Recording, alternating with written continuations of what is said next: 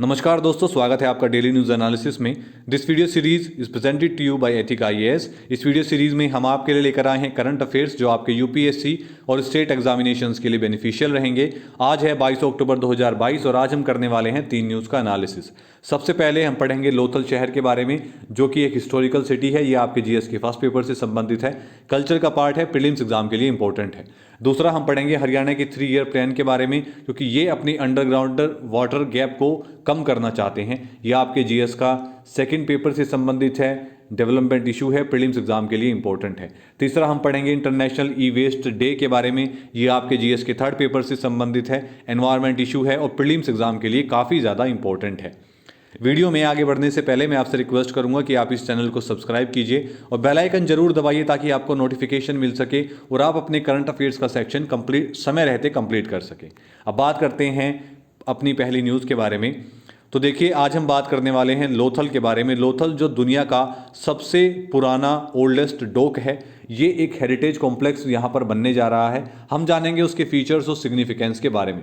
लोथल जो कि Indus valley civilisation का साउथर्न मोस्ट साइट है, ये स्थित है गुजरात स्टेट में और यहाँ पर बनने वाला है एक नेशनल मैरीटाइम हेरिटेज कॉम्प्लेक्स जो बहुत जल्द बनकर तैयार होगा। सबसे पहले हम जान लेते हैं लोथल के बारे में। लोथल जो कि इंडस वैली सिविलाइजेशन की साउथर्न मोस्ट साइट है, ये भाल रीजन में पड़ती है गुजरात में।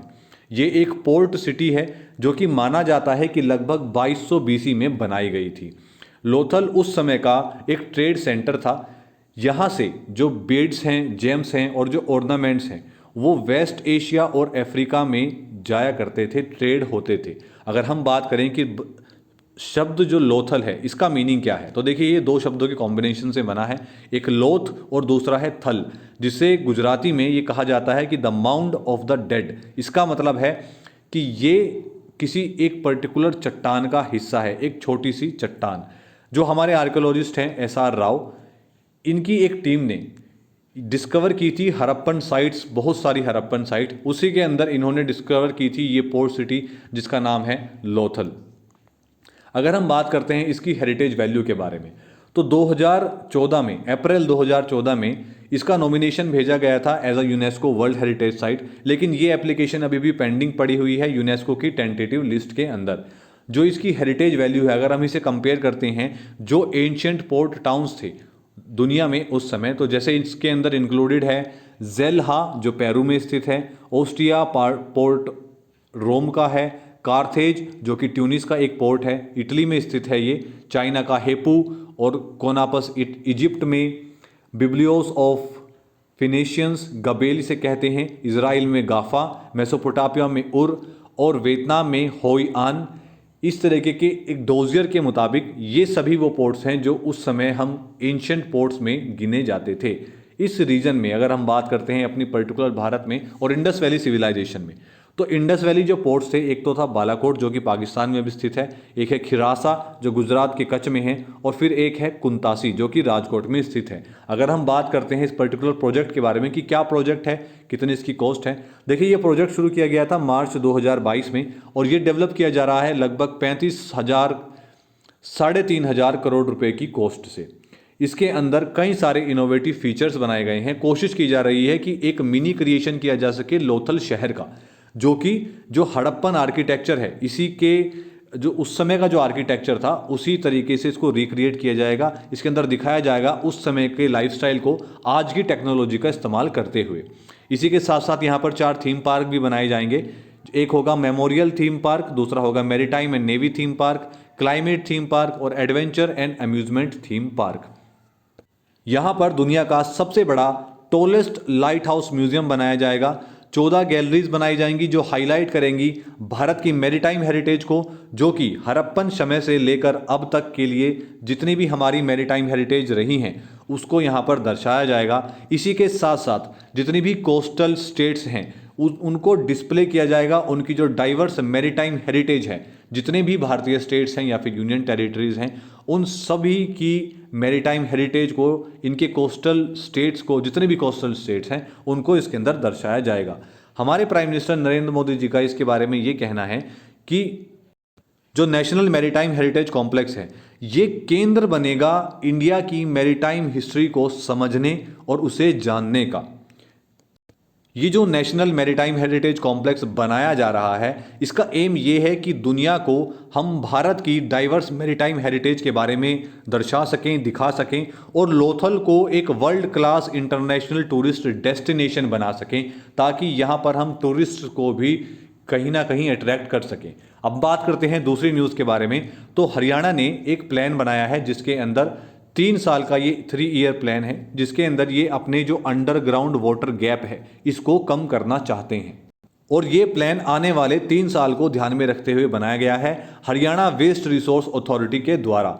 इसकी की हाइलाइट्स क्या हैं? ये जो बनाया गया है ये इसलिए बनाया गया है ताकि जो वाटर गैप है उसको कम किया जा सके। अब देखिए वाटर गैप क्या होता है बेसिकली, मतलब ये है कि जितना पानी आपके एक प्लेस पर अवेलेबल है और जितने की ज़रूरत है, क्योंकि स्टेट में कई जगह ऐसी हैं जहां पर जो पानी यूज़ किया जा रहा है वो जहां जितनी वहां पर अवेलेबिलिटी है उससे ज़्यादा यूज़ किया जा रहा है, और कई जगह ऐसी हैं जहां पर क्वांटिटी यूज़ किए जाने की काफ़ी ज़्यादा कम है। मतलब ये जो गैप है ये काफ़ी ज़्यादा बना हुआ है, तो ये कहीं ना कहीं इसको कम करना चाहते हैं। अब इसको कम करने के लिए जो अथॉरिटी ने बेसिकली ये प्लान किया है कि एक तो माइक्रो इरिगेशन का ये सहारा लेंगे, दूसरा जीरो टिलेज जो टेक्निक है, मतलब जिसके अंदर जुताई बिल्कुल नहीं की जाती है और फसल बोई जाती है। इसके अंदर आपकी जो जितनी भी क्रॉप्स हैं वो पानी कम उनमें लगता है और हम उसके अंदर क्रॉप्स भी उगा सकते हैं। इस चीज़ को ये एनकरेज करेंगे।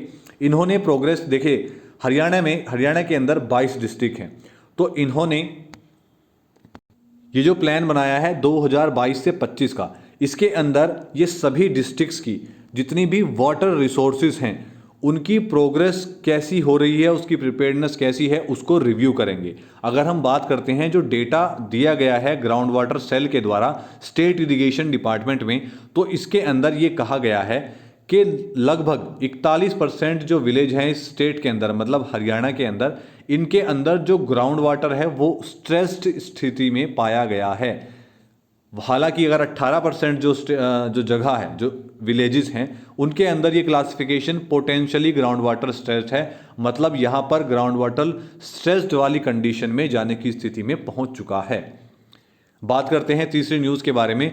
तो इंटरनेशनल ई वेस्ट डे बनाया गया 14 अक्टूबर को, और इस बार ऐसा माना जा रहा है कि लगभग 5 बिलियन फ़ोन जो हैं वो आपके वेस्ट हो जाएंगे मात्र 2022 के अंदर। देखिए ये जो डे मनाया जाता है ये एक अपॉर्चुनिटी है, ये रिफ्लेक्ट करती है कि हमारा जो ई वेस्ट का इम्पैक्ट है वो कितना ज़्यादा है। इसकी इस बार जो स्लोगन रहा है वो है recycle it all know matter how small, मतलब जितना भी इलेक्ट्रॉनिक वेस्ट है सभी को रिसाइकल कर दीजिए, ये मायने नहीं रखता कि वो कितना छोटा है। ये जो स्टार्ट किया गया था ये किया गया था WEE फोरम के द्वारा 2018 में। WEE फोरम मतलब waste electrical and electronic equipment.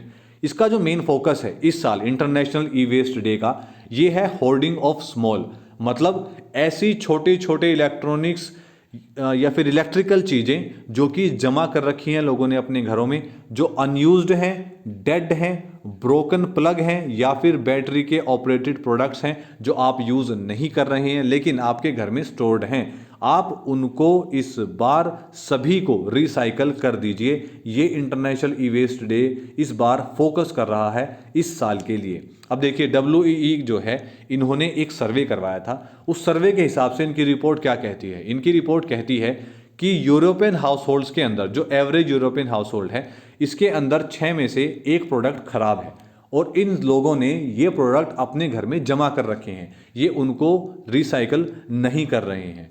इनकी इस रिपोर्ट के मुताबिक लगभग 5.3 बिलियन मोबाइल फ़ोन्स या स्मार्टफोन्स जो है वो सिर्फ इस साल ड्रॉप आउट हो जाएंगे, मतलब रिसाइकल हो जाएंगे, आउट ऑफ द मार्केट हो जाएंगे।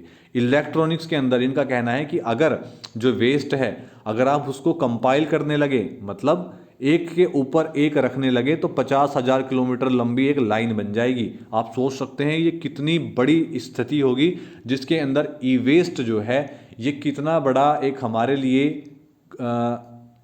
इशू बनता जा रहा है।